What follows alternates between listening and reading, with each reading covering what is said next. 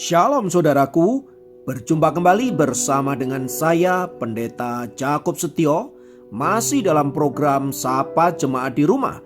Kali ini kita akan bersatu bersama-sama, mari kita berdoa. Bapa kami rindu, firman-Mu sungguh memberkati kami, dan biarlah melalui renungan firman itu, kami semakin dikuatkan, diteguhkan di dalam pengiringan kami akan Engkau. Kami siap diberkati, terpujilah nama-Mu kekal selama-lamanya. Dalam nama Yesus kami berdoa, haleluya, amin. Firman Tuhan kali ini terambil dari Matius 3 ayat yang ke-8.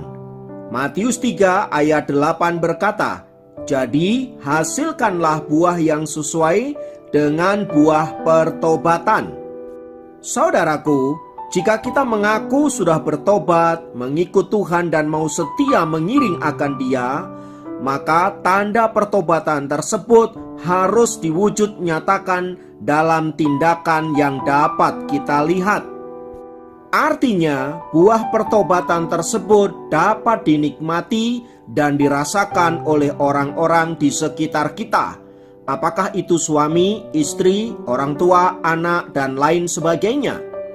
Allah menghendaki agar kita tidak statis atau tidak bertumbuh setelah kita menerima pertobatan di dalam Tuhan, tetapi kita harus bergerak secara dinamis dan menghasilkan buah-buah yang nyata. Nah, sesuai dengan firman Tuhan yang kita baca di atas saudaraku, maka ada beberapa buah yang seharusnya dihasilkan oleh orang percaya setelah ia mengalami perjumpaan dengan Tuhan. Yang pertama adalah buah pertobatan itu sendiri. Buah pertobatan yang dimaksudkan adalah kehidupan yang baru di dalam Kristus. Kehidupan yang lama adalah kehidupan yang tidak berpengharapan, tidak ada keselamatan, dan hidup dalam kuasa kutuk dosa. Sebaliknya, kehidupan yang baru adalah kehidupan yang memiliki pengharapan dan keselamatan di dalam Tuhan Yesus Kristus. Dan buah pertobatan ini saudaraku dikerjakan oleh Kristus sendiri dalam kehidupan orang percaya. Artinya, setiap orang yang menerima Tuhan Yesus dalam hidupnya, ia sudah dipindahkan dari kehidupan yang lama ke dalam kehidupan yang baru, dari kuasa kutuk dosa ke dalam kelepasan dan kebebasan. Demikian juga dari kehidupan yang gelap gulita ke dalam terang Tuhan yang ajaib.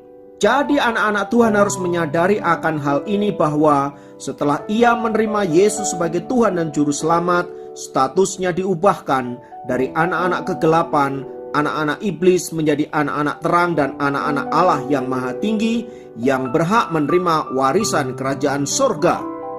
Yang kedua adalah buah roh. Bahasan akan buah roh ini saudaraku dicatat di dalam Galatia 5 ayat 22 sampai 25. Di sana dicatat bahwa buah roh itu adalah kasih, sukacita, damai sejahtera, kesabaran, kemurahan, kebaikan, kesetiaan, kelemah lembutan, penguasaan diri. Nah, buah ini seharusnya nampak nyata dalam kehidupan kita orang-orang percaya yang telah menerima kehidupan yang baru di dalam Tuhan dan dipenuhi dengan kuasa Roh Kudus. Itu artinya kita yang tadinya memiliki karakter atau sifat-sifat yang buruk harus mengalami perubahan yang nyata.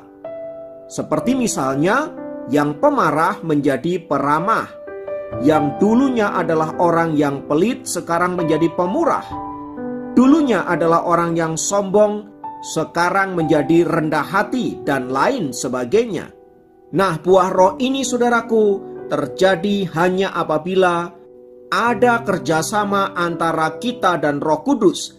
Artinya, Roh Kudus memenuhi diri kita dan kita mentaati pimpinan dan bimbingan daripada Roh Kudus itu. Tanpa kerjasama ini, maka perubahan hidup untuk kita memiliki buah roh itu tidak akan pernah terjadi. Sebab buah roh ini hanya akan dikerjakan oleh Roh Kudus bagi orang-orang yang mau mentaati dan tunduk kepada otoritasnya.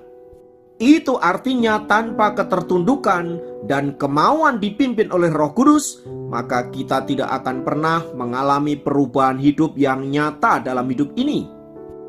Karena itu saudaraku, apabila ada orang percaya yang mengaku bahwa dirinya dipimpin oleh Roh Kudus, dipenuhi oleh Roh Kudus, tetapi hidupnya tidak mengalami perubahan-perubahan yang nyata, semuanya itu adalah omong kosong.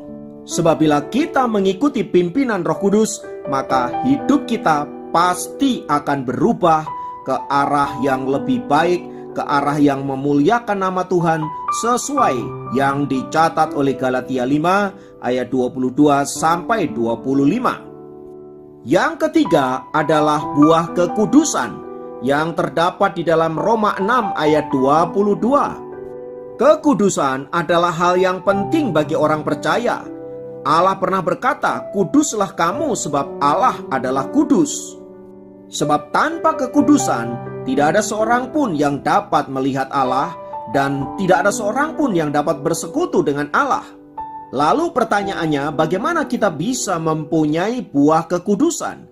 Dengan cara menyerahkan anggota-anggota tubuh kita menjadi hamba kebenaran di dalam Tuhan, yang membawa kita kepada pengudusan itu sendiri, seperti yang dicatat di dalam Roma 6 ayat 19.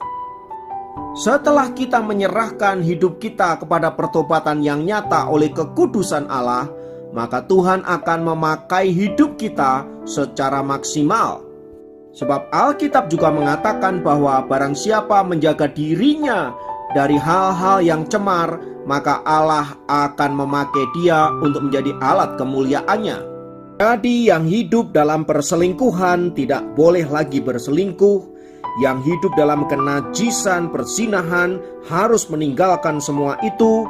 Dan mereka yang mengotori tubuhnya dengan hal-hal yang cemar dan najis harus bertobat.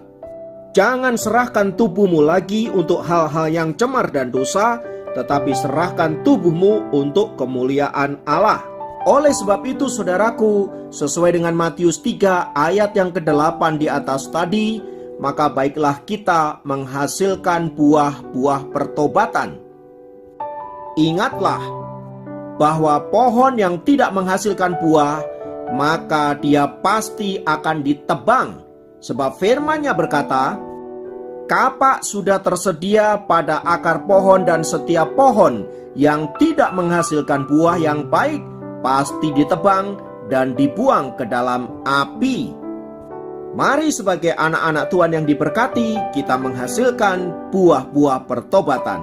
Kiranya Tuhan memberkati. Mari kita berdoa.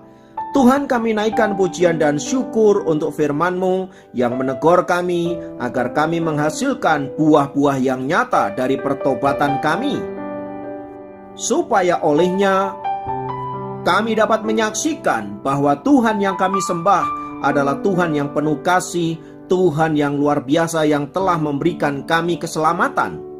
Mungkin selama ini kami masih terikat dengan pola hidup kami yang lama. Kiranya Roh Kudus melepaskan kami dari segala bentuk keterikatan itu dan menjadikan kami orang-orang yang merdeka di dalam Tuhan. Terima kasih Bapa untuk firman-Mu dan untuk kebenaran-Mu. Kiranya Allah Roh Kudus boleh menolong kami untuk mempraktekkan firman ini. Dalam nama Yesus kami berdoa. Haleluya. Amin. Demikian program Sapa Jemaat kali ini. Sampai jumpa dalam program Sapa Jemaat yang lain. Tuhan Yesus memberkati.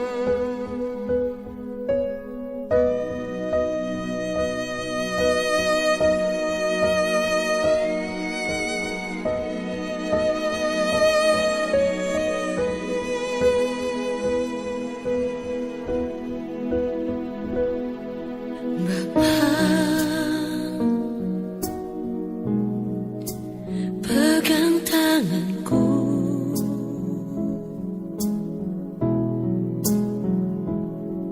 aku rindu saat teduh bersamamu.